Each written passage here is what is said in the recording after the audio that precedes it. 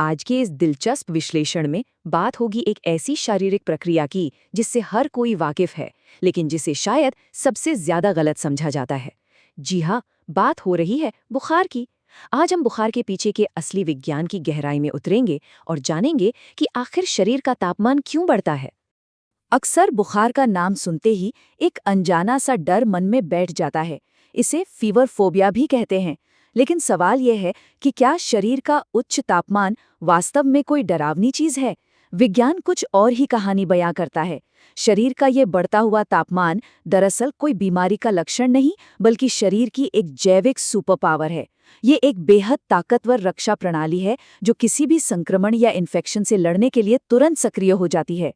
इस चर्चा को आगे बढ़ाते हुए सबसे पहले बुखार के विज्ञान पर नजर डालेंगे। उसके बाद इसके अलग अलग पैटर्न्स, नींद और आहार से जुड़ी रिकवरी, पारंपरिक और आधुनिक उपचारों के बीच की तुलना और अंत में मेडिकल इमरजेंसी की सही पहचान कैसे की जाए, इन सब पर विस्तार से बात करेंगे। तो चलिए शुरुआत करते हैं बुखार के विज्ञान से। शरीर का अपना एक आंतरिक थर्मोस्टेट होता है। आइए समझते हैं कि ये काम कैसे करता है। ये काफी दिलचस्प है कि हमारा मस्तिष्क बिल्कुल एक थर्मोस्टैट की तरह बर्ताव करता है।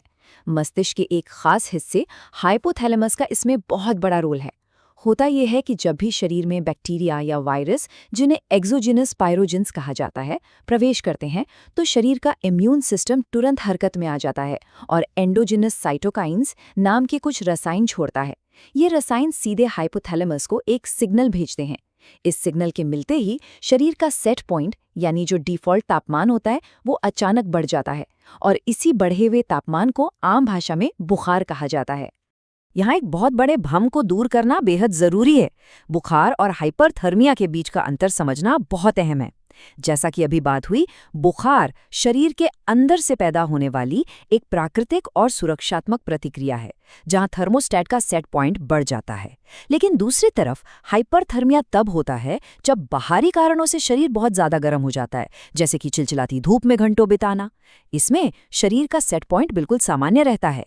हाइपरथर्मिया एक खतरनाक स्थिति बन सकती है और सबसे बड़ी बात, इसमें आमतौर पर दी जाने वाली बुखार की दवाएं बिल्कुल बेअसर होती हैं।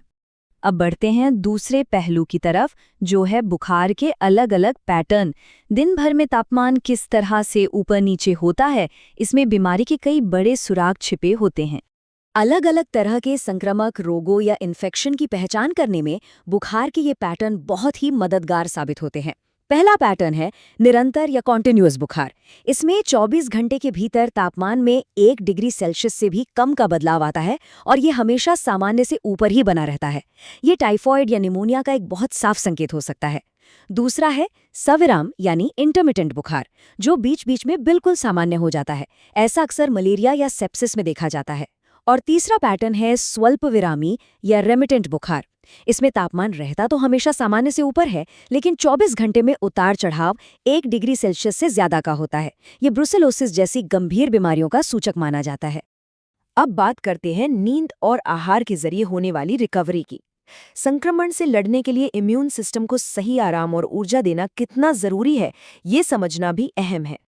नींद के दौरान शरीर के अंदर सचमुच एक अद्भुत जैविक प्रक्रिया चल रही होती है। रात के वक्त शरीर की सारी ऊर्जा मुख्य रूप से प्रतिरक्षा प्रणाली यानी इम्यून सिस्टम की ओर मुड़ जाती है। सोते समय शरीर संक्रमण को टारगेट करने के लिए बहुत तेजी से साइटोकाइंस छोड़ता है, जिससे बुखार की प्रतिक्रिया और तेज हो जाती है। यही वजह है कि बीमारी के दिनों में बहुत ज्यादा थकान और सुस्ती छाई रहती है।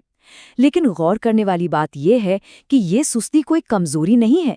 ये शरीर का अपना एक खास सुरक्षा तंत्र है जो हमें आराम करने और तेजी से ठीक होने के लिए प्रेरित करता है। हालांकि ये भी सच है कि अगर नाक बंद हो या खांसी हो तो सुकून की नींद लेना थोड़ा मुश्किल हो जाता है। इसका एक बहुत ही सीधा और असरदार उपाय है सोते समय सिर को थोड़ा ऊंचा रखना। ऐसा करने से सांस की नली और नाक के मार्ग प्राकृतिक तरीके से साफ होने लगते हैं।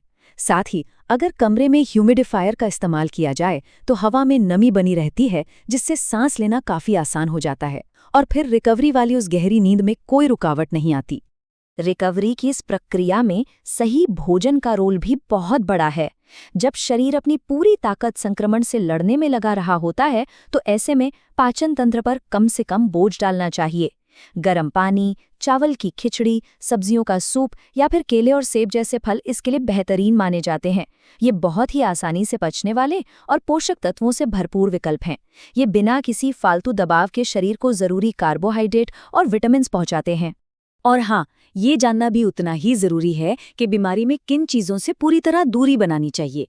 तेल में तला भुना खाना, बहुत ज्यादा मसालेदार भोजन, पैकेट बंद जंक फूड और ठंडे पेय पदार्थ, इन सबको बिल्कुल ना कहना चाहिए। इसका कारण बहुत ही स्पष्ट है। ये सारी चीजें पाचन तंत्र को परेशान कर सकती हैं। जब पाचन तंत्र को खाना पचाने में बेवजह ज्यादा मेहनत करनी पड़ती है तो शरीर की ऊर्जा बढ़ जाती है। इसका सीधा असर ये होता है कि शरीर की समग्र प्रतिरक्षा प्रतिक्रिया या इम्यून रिस्पॉन्स कमजोर पड़ने लगता है। उपचार की बात करें तो इसके कई अलग अलग तरीके मौजूद हैं। आइए पारंपरिक और आधुनिक उपचारों के बीच एक निष्पक्ष तुलना करते हैं और देखते हैं कि ये दोनों कैसे काम करते हैं। चिकित्सा के इन दो अलग अलग नजरियों को समझना बहुत ही ज्ञानवर्धक है।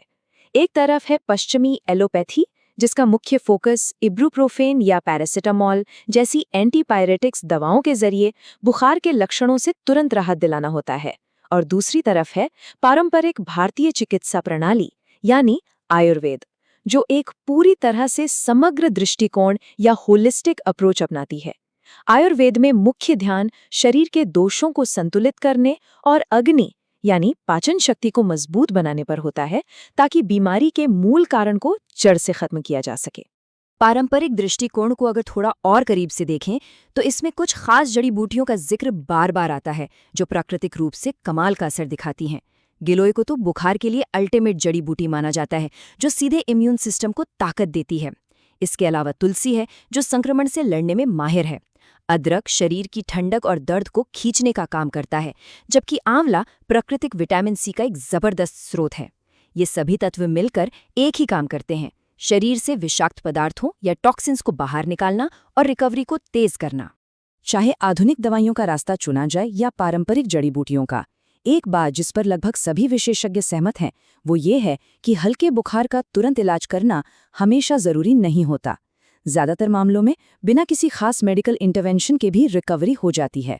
देखा जाए तो हल्का बुखार शरीर को अंदर से साफ और ठीक करने की प्रक्रिया का ही एक बेहद अहम हिस्सा है, जिसे अपना काम करने का पूरा मौका दिया जाना चाहिए।